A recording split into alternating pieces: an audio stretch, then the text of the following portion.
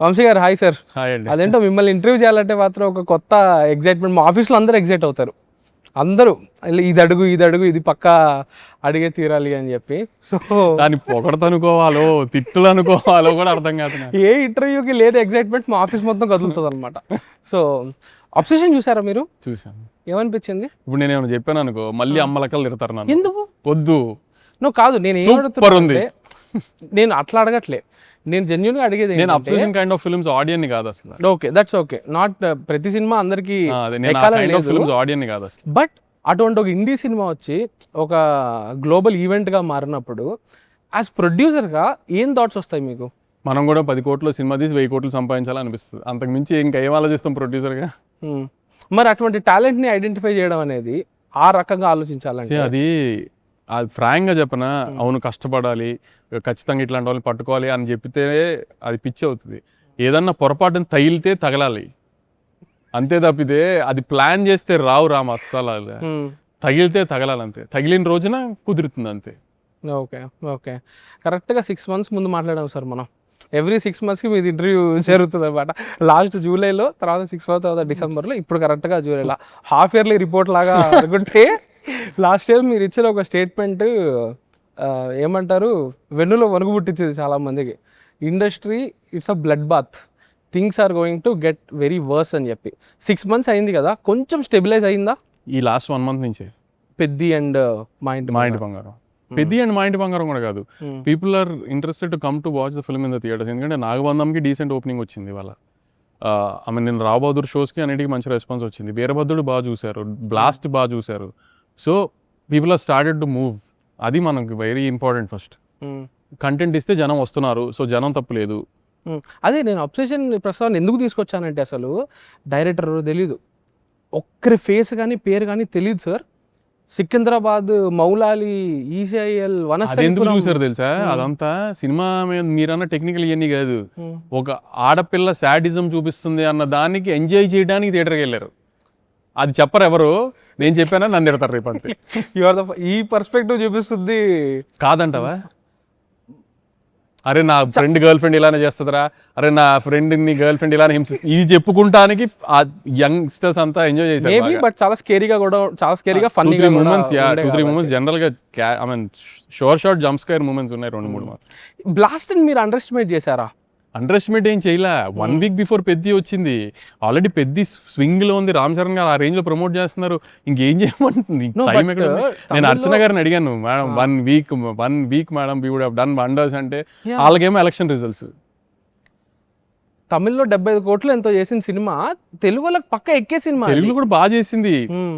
1 week లో చేయాల్సిన దానికంటే బెటర్ గా చేసింది. కానీ ఏంటంటే స్కోప్ లేదు కదా, పెద్ద 1 week లో వచ్చేసింది కదా. ఎంత మిస్ అయి ఉంటుంది మీకు అక్కడ అంటే? అది చెప్పలేము, పెద్ద ఫిగరే మిస్ అయి ఉండొచ్చు. ఎందుకంటే సినిమా చాలా మంది బాగుంది అన్నారు, బాగుంది అని చెప్పే టైంకి పెద్ద వచ్చేసింది. నేను పెద్ద వచ్చిన తర్వాత ఐ థింక్ ఏఎంబీలో సెకండ్ వీక్లోనే ఎప్పుడో చూసా, హౌస్ఫుల్ థియేటర్. అదే అంటున్నా, కానీ ఒక టేక్ ఆఫ్ వచ్చినప్పుడు ఒక లాస్ట్ లాగా అయిందనుకో, సెకండ్ వీకెండ్ పెద్ద స్క్రీన్స్ పడిపోయి, అంటే ఫస్ట్ వీక్లో 30 థియేటర్లు రిలీజ్ అయితే సెకండ్ వీక్ 60-70 థియేటర్లు తీసుకెళ్ళి ఆ బ్లాస్ట్ చేస్తాం కదా జనరల్గా స్క్రీన్స్ అన్నింటినీ. అది ఛాన్స్ లేదు కదా రెవెన్యూ కనబడతానికి. ఇది 2026 మీకు ఎట్లా ఉండింది? 50-50. అనగనగా ఒక రాజు 100% హ్యాపీయా మీరు? సూపర్ హ్యాపీ నేను. ఓకే, ఫంకీకి ఏం జరిగింది సార్ అక్కడ? నాకు కొంచెం కొన్ని డౌట్స్ ఉన్నాయి నిజంగానే ఫంకీ గురించి. అంటే ఏంటంటే కొన్ని ఆవిడ్ రూమ్లోనే పేలట్లేదని అర్థమైంది. సరే మనం అనుదీప్ ఆడియన్స్ కాదేమో, ఆడియన్స్ ఎంజాయ్ చేస్తారేమో. ఎందుకంటే అనుదీప్ చేసే ఇంటర్వ్యూస్లో కానీ లేకపోతే లైవ్ గేమ్ షోస్లో కానీ అనుదీప్ మాట్లాడితే నవ్వు వస్తుంది కదా. సుమా గారితో మీ ఇద్దరు ఒక ఇంటర్వ్యూ చేశారు కదా, that was way funnier than the film. అదే అంటున్నా, అవన్నీ పేలినాయి కదా. సో మనం జడ్జ్ చేయలేకపోతున్నామేమో, అనుదీప్ కామెడీ థియేటర్లో పేలుతుందేమో అని హోప్తో ఉన్నాను, పేలలేదు అంతే. సో అంటే మనకి తెలియదు ఏమి, జనానికి అంతా ఒకటే, మనము జనం ఒకటే కదా, మనకి పేలలేదంటే జనానికి పేలదని అర్థమైంది. జాతిరత్నాలు ప్రిన్స్ మీద మీ ఒపీనియన్ ఏంటి? ప్రిన్స్ నేను ఓటీటీలో చూసా కాబట్టి, అనుదీప్ సినిమా ఓటీటీలో చూసి అసలు జడ్జ్ చేయలేము. జాతిరత్నాలు నేను నవ్వుకున్నా బాగానే. ఓకే, బట్ ఫంకీలో అందరూ నోటీస్ చేసిందంటే, మీరు ఆ రోజు ప్రెస్ మీట్లో కూడా ఇదే మాట అన్నారు, కామన్ ఆడియన్స్, జనరల్ ఆడియన్స్ ఇప్పటిదాకా వాళ్ళు కూడా వచ్చి ఎడిటింగ్ని పాయింట్అవుట్ చేయడం అనేది సర్ప్రైజింగ్గా ఉంది అని చెప్పి. ఎందుకు జరిగినాయి అంత బ్లేటెంట్గా? ఇప్పుడు మీరు స్క్రీన్ మీద చూసేది సినిమా ఫైనల్ అవుట్పుట్ కదా.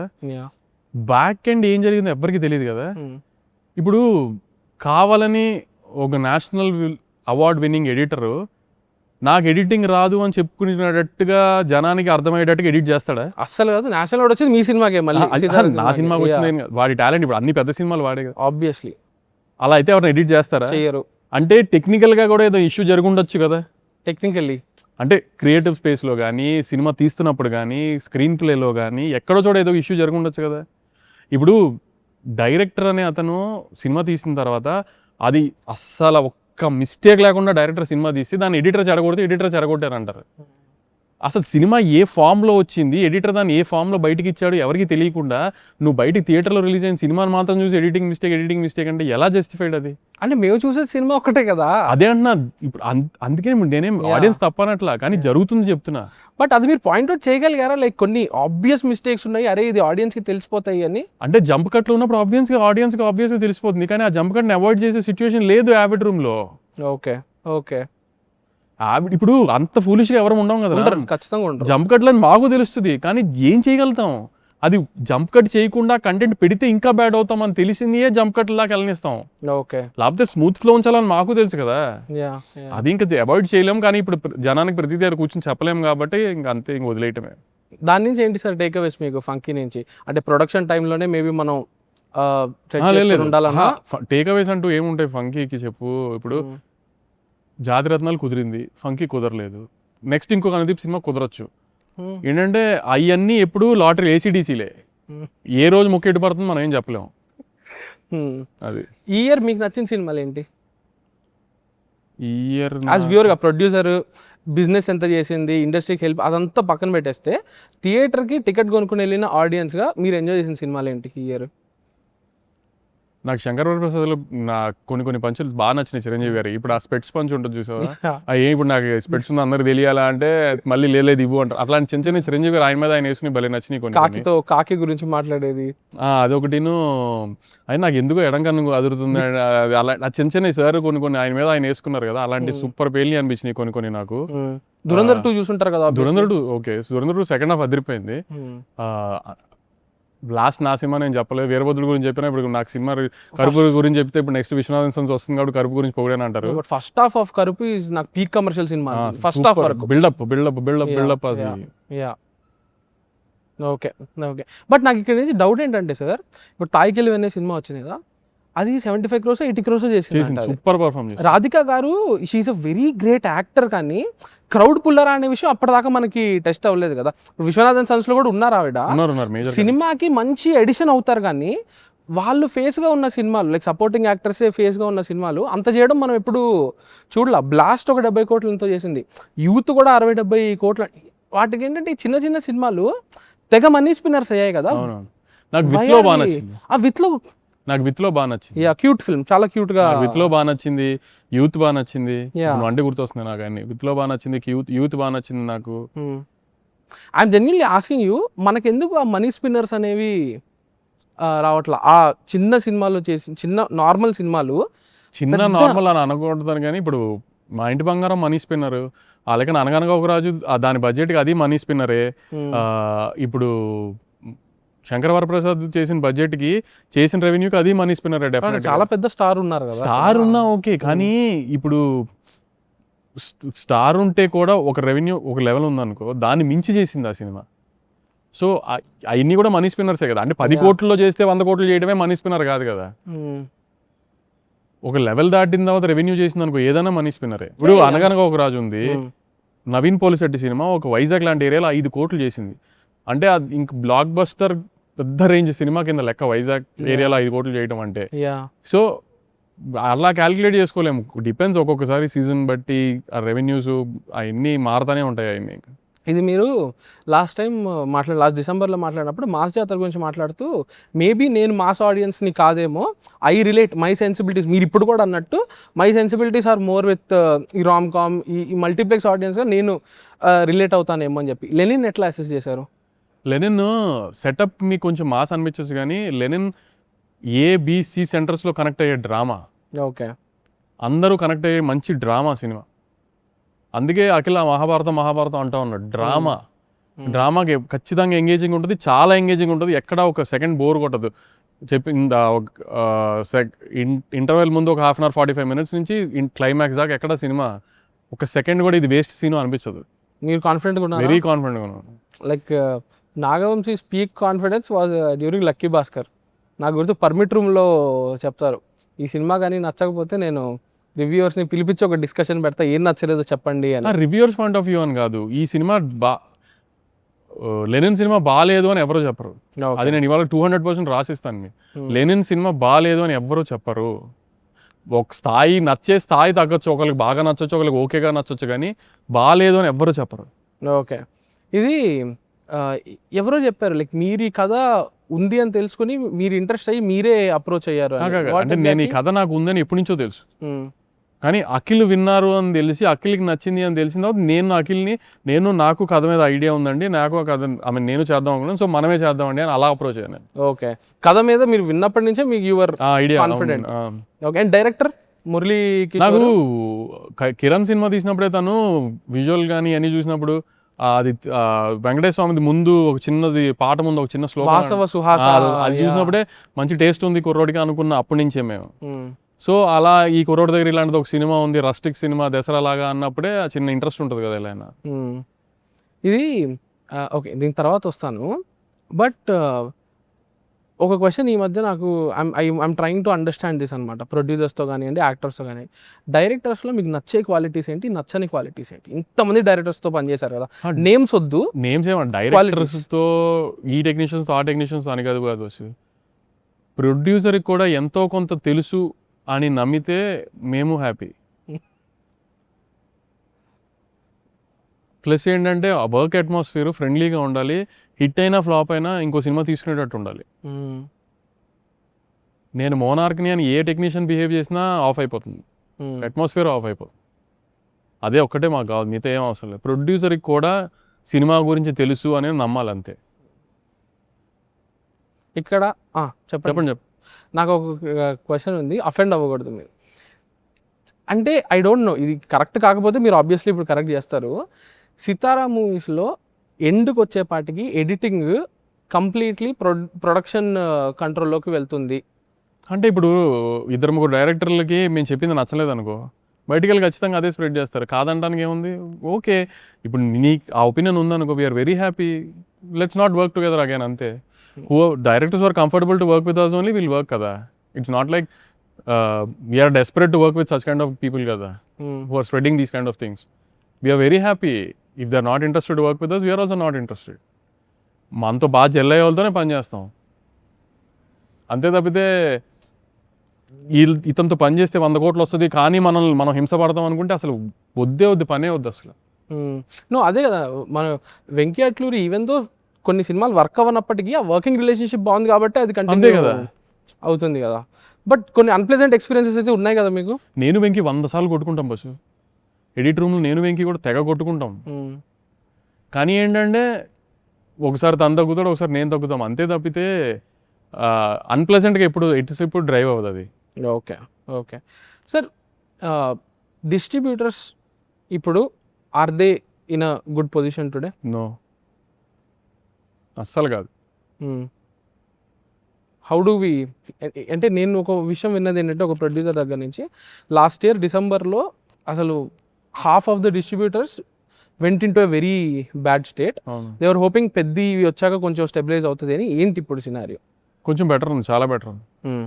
ఏంటి లాస్ట్ 4-5 ఫిల్మ్స్, వీరభద్రుడు కానీ, బ్లాస్ట్ కానీ, పెద్ది కానీ, మా ఇంటి బంగారం కానీ, big relief. And future optimistic గానే ఉంది కదా? చాలా ఆప్టిమిస్టిక్ గా ఉంది future. What are the films that you are betting big on? I'll bet on my films definitely. Obviously Vishwanathan and Sons, August 14th, October 2nd, Adarsh Kutumbam, it will be a blast again. Yeah. We are very hopeful about Epic. We are very hopeful about Mad 3. Visa it's a different genre film. Vennela తర్వాత మళ్ళీ US, వెన్నెల మనం చదువుకున్న generation ఎలా ఉన్నారో చూపించాం, ఇప్పుడు ఈ generation యూఎస్లో ఎలా ఉంటున్నారో వీసాలో చూపిస్తున్నాం. సో ఆ అటెంప్ట్ చేస్తున్నాం. That will also, we hope that also works డెఫినెట్గా. సో సి ప్యారడైజ్ షోర్ షాట్ హిట్ సినిమా ఎప్పుడు రిలీజ్ చేసిన, we are very confident about it. Fauji మొన్న కొంచెం ఫుటేజ్ చూపించాడు రవాణా, నాకు అసలు ఫౌజీ అంటే ఏం ఊహించుకుంటున్నారో జనం తెలియదు, కానీ అసలు వేరే స్పాన్లో తీశారు సినిమాని. డ్రాగన్ చూసిందే అందరం చూసిస్తాం కదా, దాని రేంజ్ ఎలా ఉంటుందో అర్థమైపోయింది కదా. ఇంకా వారణాసి చెప్పక్కర్లేదు, స్పిరిట్ చెప్పక్కర్లేదు.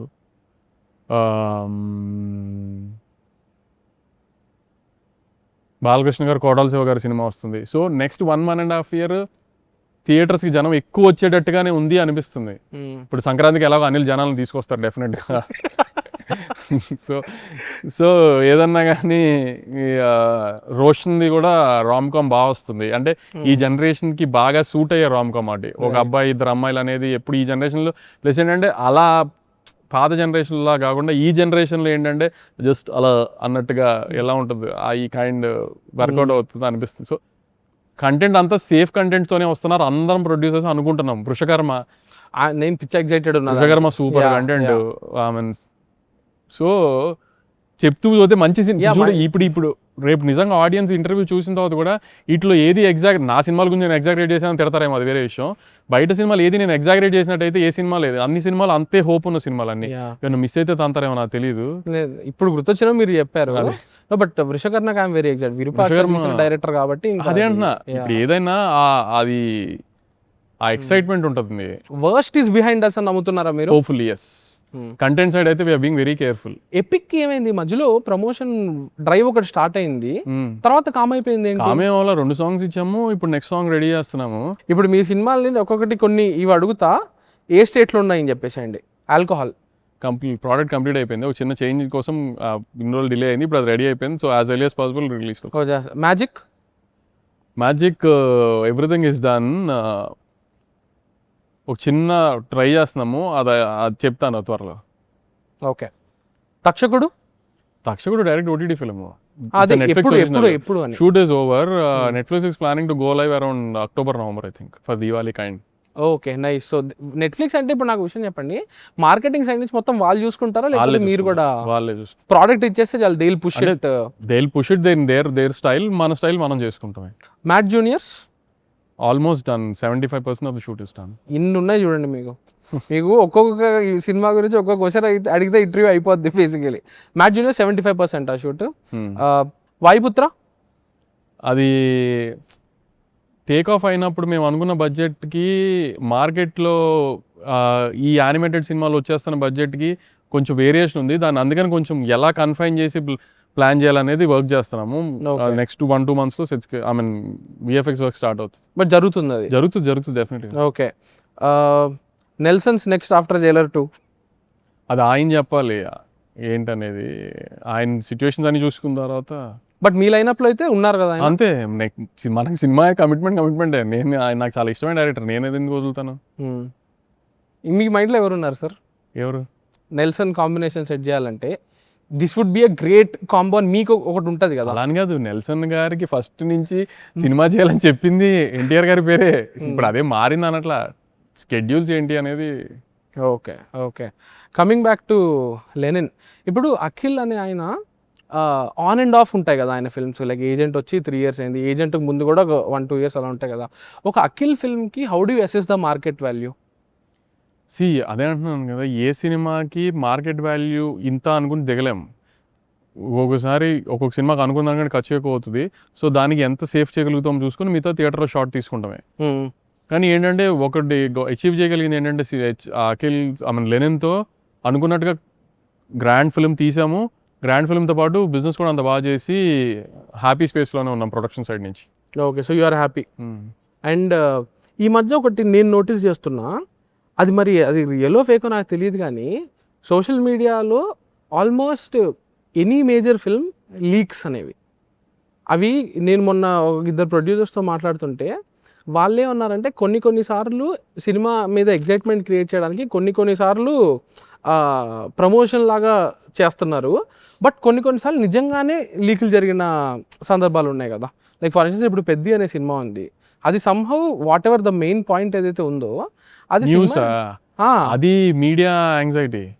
నో బట్ ఎక్కడో ఒక ఏడియో ఏదో ఒక స్క్రిప్ట్ డిస్కషన్ ఉన్న స్టోరీ డిస్కషన్ ఉన్న వాళ్ళు ఎవరో ఒకళ్ళు క్యాజువల్గా న్యూస్ స్ప్రెడ్ చేయాలని చేయకుండా ఏదో కాఫీ షాప్లో కూర్చున్నప్పుడు ఎక్కడో చోట చిల్ అవుతున్నప్పుడు ఇట్లాంటి ఎలిమెంట్ ఉందిరా ఈ సినిమాలో అంటే అట్లా అది ఎక్కడికి వెళ్తుంది అనేది తెలియట్లేదు. ఎందుకంటే ఏ మీడియా పర్సన్ ఎవరితో ఎక్కడ మాట్లాడుతున్నాడో ఎవ్వరికీ తెలియదు. సో ఇంకా అట్లాంటివి దాయలేము అసలు. బట్ సార్ నిన్న మొన్న ఎప్పుడో ఒక సినిమా చూస్తూ అనుకున్నాం మేము, యమదొంగ ఏదో బిట్ వస్తే చూస్తూ ఆ రోజుల్లో ఎన్టీఆర్ గారు ఆ గెటప్ వేసుకున్నారు అనేది రిలీజ్ రోజు మార్నింగ్ షో దాకా తెలియలేదు. ఎందుకు? అది ఎందుకంటే మీడియా ఆ రోజున ఇంత ఓవర్ యాంగ్జైటీ లేదు ఆ రోజుల్లో, ఇప్పుడు ఉంది కాబట్టి ఏం దాయలేకపోతున్నాం అంతే. ఇమాజిన్ అదే మేము వస్తుంటది కదా, పోకిరి కానీ ఈ రోజు రిలీజ్ అయితే పోకిరి ట్విస్ట్ విల్ బి 4-5 రోజుల ముందు లీక్ అయిపోయేది. అదే అంటున్నా, అవన్నీ కుదిరింది ఆ రోజుల్లో, ఇప్పుడు మన మీడియాతో కుదరట్లా. అదే ఇప్పుడు పెద్ద లాంటి ఓ సినిమా ఆ పాయింట్ అది తెలియకుండా చూసుంటే ఇంపాక్ట్ కొంచెం ఎక్కువచ్చుంటది కదా అనేది నా పాయింట్. డెఫినెట్ గా కదా, షాక్ అయిపోయారు కదా పెద్ద హీరో అలా అనే షాక్ అయిపోయారు కదా, అది ముందే ప్రిపేర్ అయ్యి వెళ్ళారు. బట్ ఇప్పుడు రాజమౌళి గారు చేస్తున్నారు కదా ఒక లెవెల్ ఆఫ్ సీక్రెసీ అనేది. అంటే ఆయన రాజమౌళి గారికి ఒక అడ్వాంటేజ్ ఏంటంటే విఎఫ్ఎక్స్ అయ్యేదాకా ఎలా వస్తుంది అనేది ప్రపంచంలో ఎవడు గేజ్ చేయలేడు దాన్ని, అందుకే అదొక అడ్వాంటేజ్ ఆయనకి. బట్ ఆయన ఏదో ఒకటి చేస్తున్నారు కదా, విఎఫ్ఎక్స్ అడ్వాంటేజ్ అనేది కాకుండా నెక్స్ట్ లెవెల్ సీక్రెసీ అనేది అట్లీస్ట్ బిగ్ ఫిల్మ్స్ కి why are we not able to. Leaks కూడా చాలా ఉన్నాయి బస్సు. అవునా? మరి ఆ రోజు ఈ టైటిల్ లీక్ అయింది కదా, ముందే తెలిసింది కదా టైటిల్. అది ఇంకా ఏదైనా కానీ చెప్తున్నా, ఇప్పుడు రామాయణం ఉందని తెలిసా ముందే అందరికి, మరి అన్ని లీక్లే, ఇప్పుడు అన్ని లీక్లే కదా, ఏం చేయలేము అంటున్నారు. ఏం చేయలేము. అండ్ అది అయితే భయంకరంగా ఎక్స్పీరియన్స్ అయితే కొడుతుంది ఈ మధ్య రీసెంట్ టైమ్స్ లో. కొంతవరకులే, మరీ అని కాదు కానీ అంటే సోషల్ మీడియాలో వస్తుంది దాన్ని ఏం చేయాలి, కథ రాస్తున్నారు బస్సు డైరెక్ట్ గా స్క్రీన్ ప్లేతో సహా. అంటే సగం సార్లు కరెక్ట్ అవ్వదు కానీ చెప్తున్నాను, ఎవరి ఇమాజినేషన్ వాళ్ళది. Okay okay. బట్ మీకేంటి సార్, లాస్ట్ టైం చాలా సినికల్ గా మాట్లాడారు. డెఫినెట్ గా ఉన్న లైనప్ అయితే హోప్ఫుల్ గానే ఉంది, అంతా చాలా కొంచెం బ్రైట్ గానే కనిపిస్తుంది లైనప్ అయితే అంతా. లెనిన్ నుంచి ఏంటి మీ ఎక్స్పెక్టేషన్స్ ఏంటి, ఎటువంటి ఇంపాక్ట్ క్రియేట్ చేస్తుందని మీరు అనుకుంటున్నారు? లెనిన్ డెఫినెట్గా చాలా మంచి సినిమా, డ్రామా సైడ్ కానీ కంటెంట్ సైడ్ కానీ ఎమోషనల్ సైడ్ కానీ అన్ని రకాలుగా క్లిక్ అవుతుంది సినిమా. కమర్షియల్గా ఇప్పుడు 100 కోట్లు చేస్తుంది 200 కోట్లు చేస్తుంది అంటే అసహ్యంగా ఉంటుంది, కానీ గ్యారంటీ నేను హిట్ సినిమా బయటికి వచ్చి ఎవరు ఇది బాగాలేదు అని అయితే చెప్పరు, ఎట్టి పరిస్థితిలో చెప్పరు. అంటే కొంచెం కమర్షియల్ సినిమా కాబట్టి మీలాంటి వాళ్ళకి రివ్యూస్ వాళ్ళకి అనేది నేను చెప్పను కానీ నాకు తెలియదు, కానీ జనరల్ ఆడియన్ అనేవాడు ఎవరు బయటకు వచ్చి లెనిన్తో డిసప్పాయింట్ అయ్యానని అయితే ఎవ్వరూ చెప్పరు, 200% చెప్పరు ఎవరు. ఎందుకంటే నేనే కొంచెం ఆలోచిస్తూ అటు ఇటు ఉన్నా కూడా మా బాబాయ్ సినిమా చూసుకున్నారు మొత్తం ఫ్లో, ఆ సినిమా అది హిట్ సినిమా, నువ్వు దాని గురించి ఆలోచించుకొని అంత కాన్ఫిడెంట్గా ఉన్నారు. సో ఆయన ఏదన్నా కొంచెం సొంత సినిమా ఏం చూడరు, ఆడియన్లను చూస్తారు. సో నాకు తెలిసి ఆయనకి ఓకే అనుకున్న సినిమా 99% మిస్ఫైర్ అవ్వదు, ఇంకా 1% ఏ సినిమా కన్నా ఉంటుంది కదా. మీరు ఆడియన్స్గా కొంచెం క్రిటికల్గా చూస్తున్నారేమో అనిపిస్తుంది. నేను బాగా క్రిటికల్గా చూసుకుంటాను, నాకు ప్రతిదీ భయం వేస్తాను. మీ సినిమాలే కదా జనరల్గా కూడా? జనరల్గా నేను మామూలుగానే అంతదేం లేదు. అవునా? అంటే బేసిక్గా ఒకటి ఏమైందంటే రామ్, మైండ్ అంతా ఎప్పుడు ఏదో ఒకటి తిరుగుతూ ఉంటాం వల్ల నేను సినిమాలు ఈ గోళల్లో ఏది ఫ్రీగా ఎంజాయ్ చేయలేకపోతున్నాను. మీరన్నట్టు ఏ రకమైన ఏ ట్విస్ట్ ఏ రోజు ఏమొస్తుందో తెలియదు ఎవరికి. సో అందుకని ప్రశాంతంగా కూర్చొని ఒక సినిమా చూద్దాం, అవి ప్రశాంతంగా కొంచెం ఒక పని చేద్దాం అనే అంత ఫ్రీడమ్ మాకు లేదు ప్రస్తుతానికి. బట్ మనం ఎన్నిసార్లు ఇంటర్వ్యూ చేసినా ఈ పాయింట్ నేను మిమ్మల్ని ఎప్పుడు అడగలేదు, కానీ కొంచెం పర్సనల్ స్పేసే, మీరు యాంగ్జైటీ వాటిని ఎట్లా హ్యాండిల్ చేస్తున్నారు? ఇంకా యాంగ్జైటీ రాలా. Okay. But what ever you know that you get a lot of attention, right? మీరు కూడా అనే ముందే మీరే ఇంటర్వ్యూలో అనేస్తారు ఈ మాట, అంటే వీళ్ళు సోషల్ మీడియాలో అది అంటారు అంటే తెలుస్తుంది కదా ఏం అబ్యూజ్. అంటే నేను ఒక ప్రొడ్యూసర్ని, నేను ఒక సినిమా తీస్తే ఇంకో సినిమా గురించి నెగిటివ్గా కామెంట్ చేసే రైట్ లేదు అంటే నేను ఇంకేం మాట్లాడినా తప్పే. ఇప్పుడు మనం లాస్ట్ టైం పెద్ద ఇంగ్లీష్ సినిమా గురించి ట్వీట్ చేసామని ఎక్కారు, ఆ ఇంగ్లీష్ సినిమా నెక్స్ట్ పార్ట్ వచ్చింది, మరి మీరందరూ తిట్టారు కదా, మీ అందరూ తిట్టచ్చా, నేను తిట్టకూడదా? ఇంకా ఏం చెప్పాలి అలా అంటే? అదే మిమ్మల్ని అడుగుతున్నా, హౌ డూ యూ మెంటల్ స్టేట్ని మెంటల్ హెల్త్ని ఎట్లా? మరీ ఫ్రస్ట్రేట్ అయితే చుట్టుపక్కల మీద అరుస్తాం, లేదంటే ఇంకా చేయగలిగింది ఏముంది. Because nobody knows what is the mental health status of అది నాగవంశీ. ఎవరు ఆలోచించారు బస్సు, అది ఎవరికి అవసరంలా కామెంట్ నేను అడుగుతున్నాను కదా సార్, అంటే నేను అనేది కామెంట్ చేసే ముందు ఎవరు ఆలోచించారు. అది ఎవరు ఆలోచించారు సార్, అది ఎవరి గురించి ఎవరు అంటే ఆలోచించారు. ప్రతిసారి ఒక పర్సెప్షన్ ఏంటంటే ప్రొడ్యూసర్ అనేవాడు పిచ్చి డబ్బులు ఉంటాయి, వాడు ఫుల్ ఎంజాయ్ చేస్తాడు, ఇది అంతే తప్పితే అసలు బ్యాక్ ఎండ్ ఎవరికి తెలియదు, చెప్పినా ఎవరు నమ్మరు. అందుకే మిమ్మల్ని అడుగుతున్నా, how are you dealing with things అని. ఏం లేదు గురు, దానికి ఏదైనా సొల్యూషన్స్ ఎత్తుకుంటామే. బట్ మీకు పీక్ ఫ్రస్ట్రేషన్ అంటే ఎలా ఉంటుంది సార్? మీకు గుర్తున్నాయా కొన్ని ఇన్స్టెన్సెస్ వేర్ పీక్ ఫ్రస్ట్రేషన్?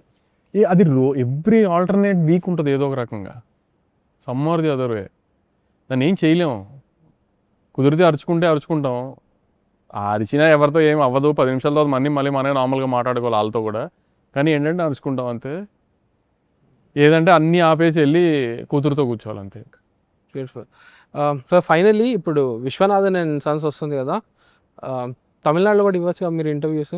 ఇస్తాను ఈసారి అక్కడ కూడా వెళ్ళి మళ్ళీ జడ్డా పాతి. మనకి తమిళ్ రాదు కానీ ఇంగ్లీష్లో మాట్లాడాలి అంతే, తమిళ్ రాదు కానీ ఇవ్వాలి ఈసారి ఖచ్చితంగా. లాస్ట్ టైం కుదరలేదు బాతి టైంలో మాకు, ఈసారి కొంచెం, ఎందుకంటే ఎక్కువ తమిళ సినిమాలు ఉన్నాయి నెక్స్ట్ ఇయర్. ఇంకొక తమిళ సినిమా కూడా ఆల్మోస్ట్ ఫైనల్ అయిపోయింది, కార్తీ గారిది వస్తుంది. సో 3-4 వస్తున్నాయి కాబట్టి ప్రాపర్ ఎస్టాబ్లిష్మెంట్ మనకి అవసరం. ఇంకా మలయాళం వైపు వెళ్ళే ఐడియాస్ ఏమైనా ఉన్నాయా? మలయాళం వైపు కాదు, సాహు గారు కన్నడ సైడ్ నేను రిషబ్ శెట్టి గారు ఒక సినిమా ప్లాన్ చేస్తున్నాం కంటెంట్ సైడ్. అది అశ్విన్తోనే కదా? అది కాదు, రిషబ్ శెట్టి హీరోగా కాదు. ఓకే, రిషబ్ శెట్టి గారు నేను కలిపి కొలాబరేషన్లో ఒక సినిమా తీస్తున్నాం. Oh beautiful. Okay, so Tamil Nadu will brace for Nagavamsi interviews అనమాట. ఇది ఒకటి అయిపోయింది బస్సు, బయట ఎవరైనా కనబడితే sir I like your interview sir, I like your cinema అని చెప్పితే ఎవడన్నా హ్యాపీ ఫీల్ అవుతాడు, ఇంటర్వ్యూస్ అని చెప్తారు ఏంటారు ఆయన అని. అది ఎంత విచిత్రంగా ఉంటుందంటే, నేను లిటరలీ ఆఫీస్ నుంచి ఒకసారి ఇంటికి వెళ్తూ ఉంటే ర్యాపిడో మీద కూర్చుని ఉన్నా, బైక్ మీద. ఇది నిజంగా జరిగింది, I'm not cooking this up. Bike మీద కూర్చొని వెళ్తూ ఉన్నా, ఇద్దరు ఇంజనీరింగ్ స్టూడెంట్స్ ఎవరో, స్కూటీ మీద ఫ్రెండ్ ఒకడు వెనకాల ఒకడు, ర్యాండమ్గా వస్తూ హాయ్ అని చెప్పి, అన్న హాయ్ అన్న సందీప్ రాజ్ ఇంటర్వ్యూ భలే ఉందన్న అన్నాడు. అన్న నాగవంశీ ఇంటర్వ్యూ నచ్చలేదన్న అనేసి వెళ్ళిపోయారు. వాళ్ళు ర్యాండమ్గా కలిసిన వాళ్ళు 2 చెప్పి, ఒకటి నచ్చింది ఒకటి నచ్చలేదు. సో ర్యాండమ్గా కలిసిన వాళ్ళ దగ్గర కూడా మీ టాపిక్ వస్తుంది. బట్ ఎనీవే నాగవంశీ గారు, it's always fun talking to you. All the best అండి. చెప్పినట్టే 2026 మీకు కూడా remaining of it looks very hopeful. So all the very best sir. Thank you.